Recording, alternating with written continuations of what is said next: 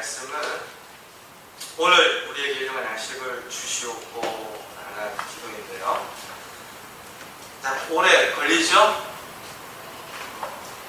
저도 긴 이야기, 스토리가 담겨진 성경을 읽고 말씀을 묵상하는 것을 이제까지 개인적으로 선호를 했던 것 같습니다.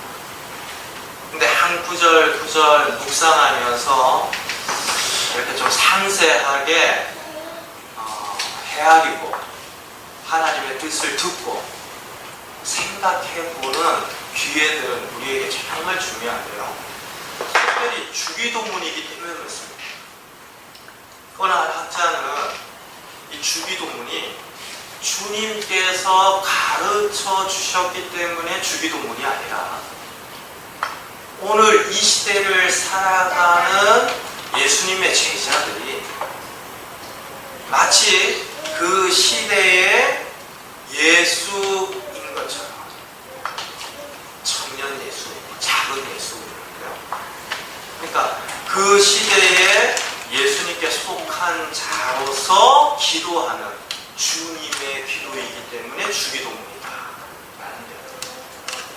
그러니까 예수님께서 주기도문을 통하여서 우리에게 정말 가르쳐 주기를 원하셨던 신앙의 정수를 알려주셨는데 그 시대에 예수님께서 이와 같이 기도하셨다면 오늘 우리 시대의 성도들이 이 주님이 가르쳐주신 기도를 기도하면서 오늘 이 시대를 위한 삶을 살기를 원한다라는 뜻이 그 이야기 가운데 담겨져 있는 것이죠.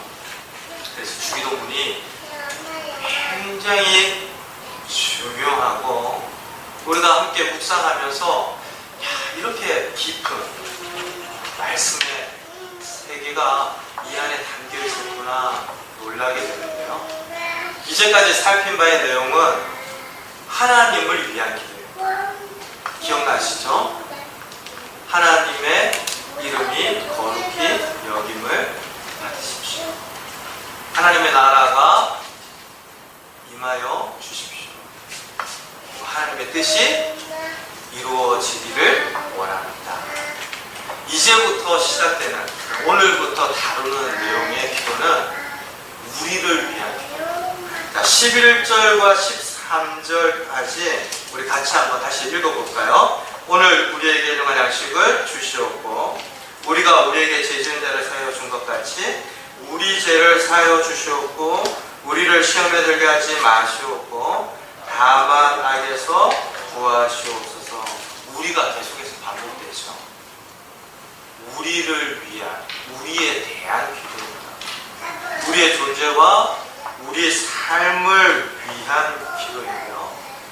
여기에서 참 중요한 교훈과 도전을 깨닫게 되죠. 앞선 세 개의 기도가 하나님을 위한 기도였는데 이제부터 다루는 기도가 우리에 대한 기도, 우리를 위한 기도입니다.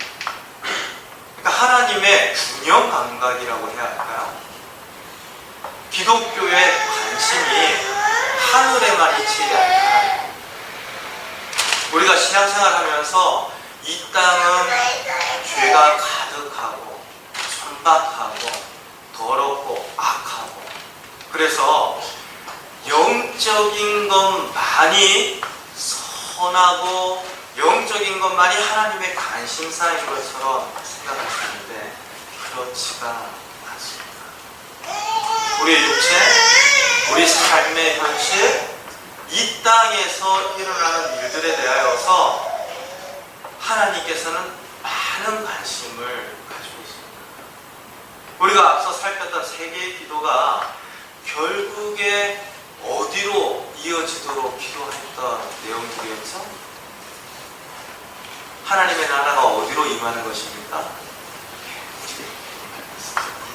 하나님의 뜻이 어디에서 이루어지는 것입니까? 하늘에서 이루어진 것 같이 이 땅에서도 이루어지는 것입니다. 그러니까 하나님의 관심사가 어디에 있는지 기억하실 필요가 있습니다. 우리가 죽어서 천국 간다, 천당 간다. 물론 그와 같은 믿음이 잘못이 아니죠. 진실된 믿음입니다. 그런데 그 믿음이 성경이 우리들에게 가르쳐 주는 바의 내용 전체일 수는 없죠. 하나님께서 우리에게 말씀하시는, 계시하시는 이유는 이 땅에서의 삶과 생명과 우리 문제가 있기 때문입니다. 그뿐만 아니라 이 주기도문의 구조를 보니까 그렇게 관심을 가지고 있지만 우선이 무엇이라고 이야기합니까? 하나님이라고 이야기합니다. 성도의 우선순위가 하나님께 있다는 것을 지난 4주 동안 우리가 함께 살펴보았죠. 먼저 기도할 때 무엇이라고 부르죠? 하늘에 계신 우리 아버지가 이 땅의 현실이 낙무하고 어떤 일들이 펼쳐지든지 간에 하늘에 계신 아버지 하나님을 부르며 기도하기를 원하십니다. 우리 신앙의 우선순위가 거기에 있습니다. 하나님께 있습니다. 어떤 일에 형편이 우리를 지배하는 것이 아니라 어떤 상황이든지 하나님을 위하여 먼저 기도합니다. 그것이 성도에게 주어져 있는 가장 기본 중에 기본기라고 할 수 있습니다. 우리가 이렇게 예배 드리는 것도 그렇잖아요. 예전에 제가 제자 훈련을 참 많이 했는데 제자 훈련을 하면서 주일에 대한 생각을 바꾸어내는 일이 그렇게 힘들었어요. 여러분들 주일은 일주일의 시작입니까? 끝입니까? 이렇게 물으면 다 시작이라고 그래요. 근데 우리 의식 가운데 주일은 일주일의 끝이라고 생각하는 경우가 있습니다. 월요일이 신납니까? 힘듭니까? 힘들죠. 그게 우리의 현실이에요. 근데 시작을 주일날 하고 나서 힘들다라고 생각하는 우리의 참 이 불편한 진실 중에 하나이고 또 어찌 보면 연약한데 주일은 일주일의 시간들이 시작되는 처지입니다. 그렇죠? 그러니까 지난주 너무 힘들었다라고 하면서 한 주를 막 무리하는 나의 날이 아니라 한 주의 시간과 호흡과 생명을 주신 것을 기억하고 묵상하면서 내가 이번 한 주도 내 본능대로 나아가면서 사는 것이 아니라 말씀 안에서 말씀을 생각하면서 살기를 원합니다라고 예배하는 것이죠. 일주일의 첫 시간입니다.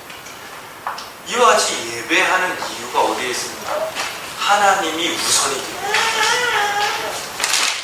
내가 참 쉬고도 싶고 여러 가지 일들의 형편 가운데 해야 할 것들도 참 많지만 예배하는 이유는 하나님이 내 삶의 중심이고 우선이고 가장 먼저이기 때문이죠. 주기도문이 앞에 기도와 뒤에 기도 이 순서를 통해서 우리들에게 교훈해 주는 것이죠. 또 한 가지 기억할 중요한 교훈은요, 오늘부터 나누게 될 우리 삶에 대한 기도도 하나님에 대한 믿음을 전제로 하고 있다. 오늘 다룰 내용이 양식을 달라는 기도입니다. 근데 양식을 구하는 것은 열심히 일하면 되지 않느냐 이런 차원에서 이야기를 하지 않는다는 겁니다. 그 양식조차도 하나님이 주시는 것임을 인정하고 고백하는 믿음에서 기도하라. 이것을 이제 살펴볼 터인데요. 우리 호흡은 어떻습니까? 우리 건강은 어떻습니까? 우리 가정은 어떻죠? 우리 자녀들은 어떻습니까? 제가 예전에 아이를 조금 개인적으로 강하고 지혜롭게 키우고 싶어 심부름을 시킨 적이 있어요. 이제 길 앞에 편의점이 있는데 그 편의점에 가서 나름대로 계산을 하고 물건을 사가지고 오라라는 것이 있습니다. 근데 뭐 그런 심부름 시키잖아요. 그 심부름을 시키면서 멀리 떨어져 있지는 못하고 바로 5m도 떨어져 있지 않는 길 맞은편, 편의점 맞은편에 골목이에요. 서 있었는데 아이가 편의점 문을 열고 나오는 순간에 오른쪽 이 눈끝에서 뭔가가 슉 들어오는 느낌을 받았어요.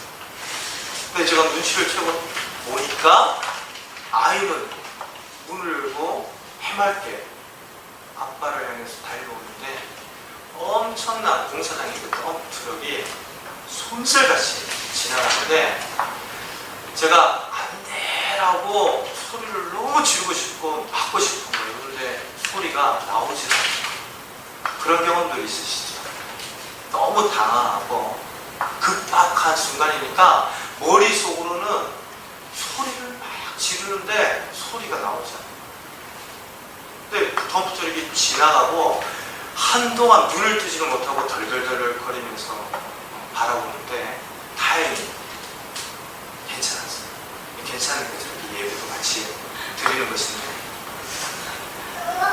얼마나 제가 살떨리는 경험을 했는지. 아버지잖아요. 아이를 지키고 싶고 잘 키우고 싶은 마음이야 모든 육신의 아버지들이 마찬가지일 텐데 나에게 그런 근본적인 능력이 없구나라는 것을 저는 그때 깨달았어요. 아무리 마음에 소원이 있고 아무리 아이를 축복하고 싶은 기도의 마음들이 가득하여도 내 손이 미치지 못하는 능력이 있다. 그러니까 이 일용할 양식에 관한 문제 그리고 삶에 관한 이 기도들이 결국에는 우리 삶의 전반적인 영역과 문제에 있어서도 하나님께서 주인 되시고 경영하시고 다스린다라고 하는 믿음을 전제로 기도하라라고 우리들에게 요청하는 거죠. 그러니까 삶의 모든 영역이 하나님의 영역인 것을 인정하도록 주기도문이 가르치고 있는 거죠. 주기도문을 자꾸 이렇게 살펴면 살필수록 우리가 아는 것인데도 새롭게 다가오는데요. 그만큼 우리 삶의 영역에 있어서 하나님의 주인 되심을 우리들이 종종 있는 거죠. 내 힘이 미치지 못하는 시간이 있고 공간이 있고 그 안에 일어나는 수많은 일들이 있다는 것을 인정하면서 양식을 구하고 그렇죠? 죄 지은 자들을 용서하기를 구하고 시험에 빠지지 않기를 구하라. 오늘 특별히 우리에게 주시는 말씀이 일용할 양식에 관한 기도인데요. 보십시오. 오늘 우리에게 일용할 양식을 주시옵고 한글 성경에 이렇게 번역이 되어 있습니다. 근데 헬라어 원문을 보면 조금 더 직설적인 순서로 되어 있어요. 빵을 주십시오. 이렇게 시작해요. 조금 친근하게 우리 표현으로 바꾸어 이해를 하자면 밥을 주십시오. 이렇게 기도가 되어 있습니다. 근데 우리 한글 성경이 번역을 하면서 빵 이야기부터 하고 밥 달라는 이야기가 너무 본능적이고 유치했는지 그렇죠? 우리 우리가 왜 이렇게 재밌게 웃어? 그 빵과 밥을 조금 다른 표현으로 바꾸었는데 일용할 양식이에요. 이 내용이 크게 차이가 있는 것은 아닙니다. 그런데 뉘앙스가 참 다르죠. 남편이 아침에 일어나서 여보, 일용할 양식을 차려주세요. 뭐 이런 남편들 있어요? 아이가 엄마 밥 줘. 이러죠. 먹을 거 없어. 뭐 이러죠. 네. 저를 위해 일용할 양식을 차려주십시오. 뭔가 좀 다른데 느낌이 차이가 있어요. 지금 성경이 빵과 밥을 먼저 이야기하는 이유를 한번 생각해 주십시오. 고상한 기도가 아닌 거죠. 품이 있는 우리의 체면을 위해서 기도하는 내용이 아닌 겁니다. 우리에게 일용할 양식을 주십시오라고 하는 기도는 생존과 직결된 중요한 문제랍니다. 빵과 밥을 먼저 이야기하면서 기도하라. 예수님께서 자신이 가지고 있는 모든 신앙의 핵심을 우리들에게 가르치면서 그렇게 이야기하시는 이유는 빵과 밥이 그냥 단순한 음식으로 끝나는 것이 아니라 우리 생명, 우리 생존과 관계된 필요한 모든 것을 이야기하기 때문인데요.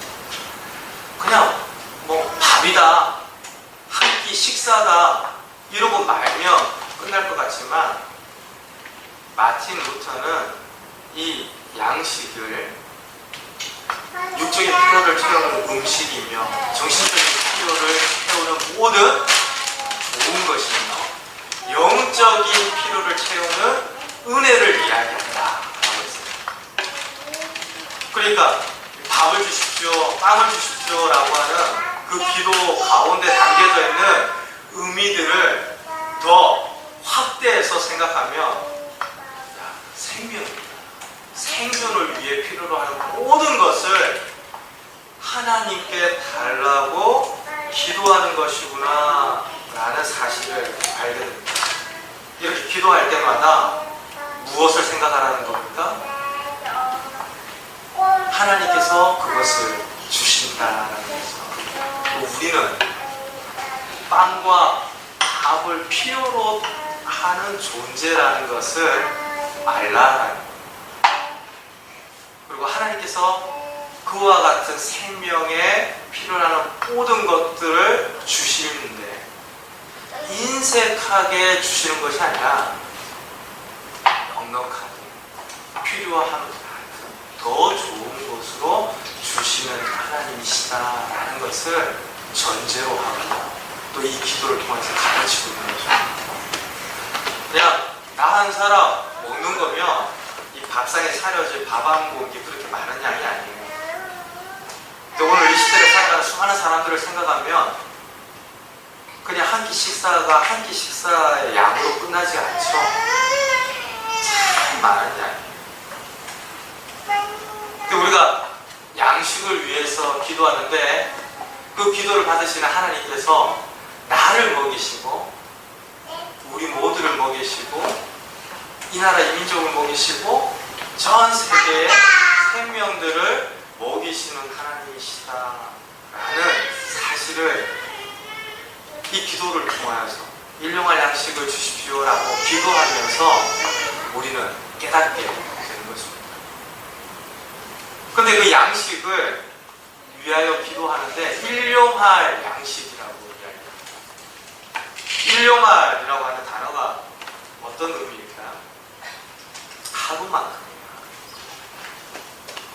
이 하루만큼이라고 하니까 시간적으로 24시간을 생각하는 분들이 있을지 모르겠는데 시간의 의미가 아니라 양의 개념입니다. 하루에 생명을 보존하기 위해서 필요한 만큼의 양식을 일용할 양식이라고 합니다. 예수님 당시에는 많은 천민들, 노동자들, 그리고 노비들, 많은 사람들이 그렇게 살아가고 있었는데 양식을 얻을 수가 근근히 생명을 이어가는 사람들이 많았다고 해요.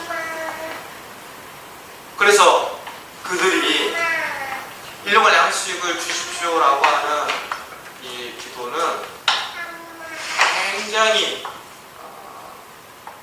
자신들의 생명과 삶과 직결된 기도인데 그 하루만큼의 생명을 이어갈 수 있도록 그만큼이라도 주십시오. 이 작은 것이라도 주십시오라고 하는 일용할 양식이 의미하는 바가 사랑하는 성도 여러분, 5 식구를 거느리고 있는 가장의 일용할 양식과 2 식구 살아가는 가장의 일용할 양식은 같을까요? 다를까요? 다르겠죠. 나 한 사람 홀로 사는 이의 일용할 양식과 고아원을 운영하면서 날마다 양식 주시지 않으면 당장 어려운 형편에 놓이는 누군가가 구하는 일용할 양식은 다르겠죠. 일용할 양식은 딱 정하여져 있는 1인당 몇 킬로그램의 양식 이런 형태가 아니고 하나님과 관계 안에서 상대적으로 달라지는 것입니다. 누군가에게 기도할 때마다 일용할 양식을 위해서 기도하라라고 우리에게 가르칩니다. 일용할 만큼의 양식이라는 것이죠. 그런데 그 기도를 보니까 오늘이라고 조금 제한을 하고 있어요. 우리가 주기도문을 외울 때 또 말씀을 통해서 보았을 때도 그렇죠. 오늘 우리에게 일용할 양식을 주시옵고. 근데 이 오늘이라고 하는 단어가 사실 저 뒤에가 있는데요. 빵을 주십시오. 우리에게 하루만큼의 빵을 주십시오. 오늘 이렇게 되어 있습니다. 그러니까 시간적인 제한을 두고 있는 거예요. 오늘 일용할 양식을 달라라고 기도할 때마다 우리는 알아야 합니다. 우리에게 근본적으로 내일은 없는 것이구나. 오늘을 위해서 살아가야 할 존재이고, 오늘은 분명 내 앞에 놓여져 있는 하나님의 선물이지만 내일, 미래는 하나님의 영역입니다. 하나님께 맡게 할 것이구나 하는 사실을 이 오늘이라고 하는 시간적 제한을 통해서 깨닫게 됩니다. 일용할 양식을 주십시오. 어제 기도했다고 오늘 기도 안 해도 괜찮다가 아니라 어제 기도하셨어도 오늘 또 일용할 양식을 위해 기도해요. 오늘이. 내일은 마찬가지죠. 내일은 오늘의 일용할 양식을 위해 기도해요.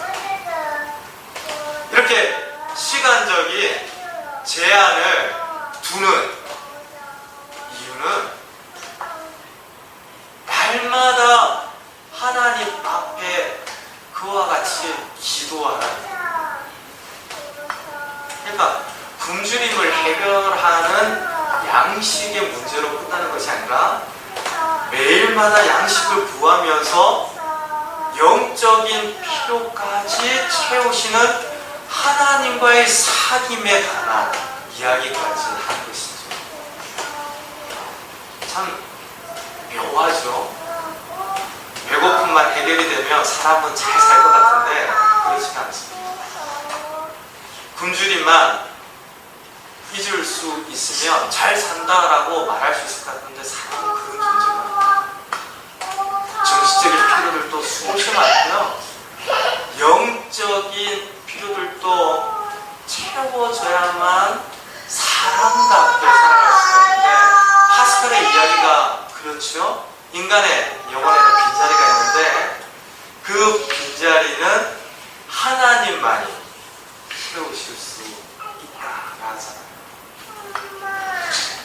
그러니까 오늘이라고 하는 시간적인 제한을 통해서 일용할 양식을 우리에게 주십시오, 빵을 주십시오라고 기도하라는 것인데 그것이 어제도 그랬고 오늘도 그렇고 내일도 하나님께서 주신다는 믿음의 고백 안에서 기도하라는 겁니다.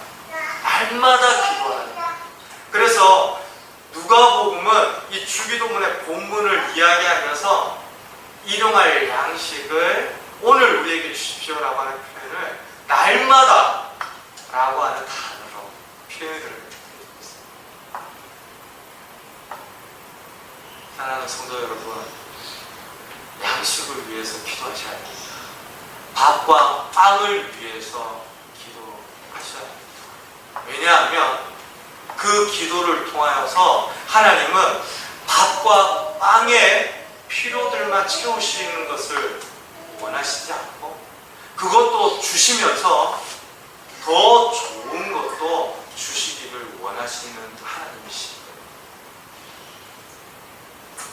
또 이 기도를 통하여서 한 가지 살펴볼 것은 우리에게 나의 양식을 위해 기도한다라고 하면 벌써 그 기도에 직접적으로 상관없다라고 여기는 분들이 많으실 수 있습니다. 지난주 중에 밥을 얻지 못해서 고기 같은 적 있으세요? 먹지 못해서 굶주리신 분도 없으실 거예요. 그렇죠? 우리에게는 하나님이 주신 부요함과 또 풍요로움, 이미 먹고 사는 문제는 좀 해결이 되었다 싶은 만큼의 형편들이 있습니다. 근데 우리에게라고 하는 이 기도의 내용을 보니까 어때요? 나의 형편으로 끝나는 것이 아니라 우리 주변을 돌아보게 되죠. 앞서 우리 장로님께서 기도해 주셨는데 주변을 조금만 돌아보면 먹지 못해서 죽어가는 수많은 사람들이 있습니다. 오늘 많은 선진국에서는 음식이 남아서 그것을 처리하는데도 많은 비용을 들이며 그 음식을 버리는 데 있어서도 정말 많은 인력을 투입시키고 있는데요. 여전히 전 세계적으로 먹지 못해서 굶주려서 사람들이 너무나 많은 현실입니다. 통계를 구체적으로 이야기하지 않더라도 8초에 한 명꼴로 굶어 죽는다고. 얼마나 많은 나라와 그 안에 살아가는 사람들이 고통받는 시대입니다. 우리나라는 그런 사람이 없을 거다 그렇지가 않습니다. 동료당의 동포들도 그렇거니와 교육부에서 발표한 통계에 의하면 2000년도에 우리나라 안에서도 밥을 제대로 먹지 못하는 결식 아동과 청소년들이 10만 명이 넘는다고 해요. 그러니까 하나 둘의 문제가 아니죠. 우리에게 일용할 양식을 주십시오라고 기도할 때마다 우리를 생각해야 합니다. 나의 문제로 끝나는 기도가 아니라 우리에게 일용할 양식을 달라라고 말하는 것이죠. 나의 주변에 수많은 고통받는 사람들이 있는 것을 알고 기억하고 그들 앞에서 우리가 누리는 것을 감사하면서 우리에게 맡겨진 사명이 무엇인지를 이 기도를 드릴 때마다 생각하라는 거예요. 초대교회 가운데 성령 충만함이 있었습니다. 그리고 하나님 나라의 역사가 일어났는데 어떤 일들이 일어납니까? 세상 사람들이 더 많이 가지기 위해서 싸우고 땀을 쏟고 모든 힘을 기울이는 그런 세상 방식의 질서가 재편이 되어지는데 서로의 가진 것을 내어놓는 역사들이 있죠. 나누는 역사들이 일어납니다. 내 것을 내 것이라고 움켜쥐는 것으로 사는 그런 삶의 방식들이 바뀌어가는 일들이 교회 가운데 나타납니다. 무엇을 의미하는 걸까요? 우리에게 일용할 양식을 주시옵소서라고 할 때, 그렇죠? 우리에게 나 한 사람의 문제로 끝나는 것이 아니라 우리에게 양식을 주십시오라고 기도하면서 주변을 돌아보고 섬기고 나누는 이 성령의 역사들이 교회 안에 나타났던 것이고요. 그것이 어제나 오늘이나 동일한 하나님 나라의 역사예요. 그래서 우리가 주기도문에 오늘 일용할 양식을 주십시오라고 기도할 때마다 우리에게 주십시오라고 기도하면서 우리 주변을 돌아보고 우리에게 맡겨진 사명이 무엇인지를 묵상하면서 한 주를 시작해야 하겠습니다. 많은 사람들이 더 많은 부와 재물을 쌓아야만 더 많이 축적을 해야만 잘 사는 것처럼 이야기를 해요. 근데 하나님께서 어떻게 이야기하시는지 아시죠? 더 쌓을 것이 없어 산골을 새로 짓고 자 이제 되었다 여러 해 동안 먹고 마시며 즐기자라고 하는 부자를 어리석다라고 하셨습니다. 왜 그렇습니까? 아니 너에겐 내일이 없는데 오늘이라도 내 영혼을 치려면 너가 쌓은 모든 것이 누구의 것이냐라고 대묻습니다. 우리를 향하신 하나님의 뜻이 너무나 분명한 것이죠. 여러분들 내일을 지혜롭게 설계하고 준비하는 오늘 이 시대에 많은 사람들의 삶이 꽤 괜찮아 보일 때가 있습니다. 우리에게도 그와 같은 지혜들이 필요한 순간들도 있겠죠. 그러나 여러분 궁극적으로 우리의 내일이라고 하는 것은 하나님께서 주장하시는 영역입니다. 내가 계획하고 잘 준비해서 보장되어지는 내일이라면 인간적으로 볼 때 참 풍요롭고 좋을 수는 있지만 영적으로는 치명적인 유혹이 될 수 있습니다. 내가 잘 설계하고 준비해서 내가 이런 노후를 산다. 그럼 어떤 영역에서 하나님의 은혜를 경험하시겠습니까? 내가 이렇게 완벽하게 준비를 했다라고 자신한다면 에베네셀의 하나님, 나를 여기까지 도우신 하나님에 대한 우리의 고백은 어디에서 가능한 것이 되겠습니까? 그래서 그것이 물질적으로는 부한 것일 수 있어도 영적으로는 우리 개인에게 치명적인 장애가 될 수 있는데 오늘 우리에게 이런 양식을 주십시오라고 기도하면서 정말 보화, 이 재물을 하늘에 쌓아야 되구나. 많은 필요로 하는 사람들을 위하여 거두고 나누어야 하겠구나라는 것을 생각하게 됩니다. 사랑하는 성도 여러분, 저와 여러분들은 아주 오래전에 하나님의 택하심을 받은 존귀한 하나님의 자녀 성도들인 줄로 믿습니다. 그리고 하나님의 계획 안에서 이 땅에 보내심을 받은 사명자인 줄로 믿습니다. 그렇다면 우리가 살아가는 모든 기회들을 통해 우리가 거두어 드리는 것이 본질적으로 어떻게 사용되어지고 흘러가고 나누어져야 할 것인지에 대해서 그냥 사는 것은 아닌 거죠. 묵상되어야 합니다. 오늘 우리에게 일용할 양식을 주십시오. 빵을 주십시오.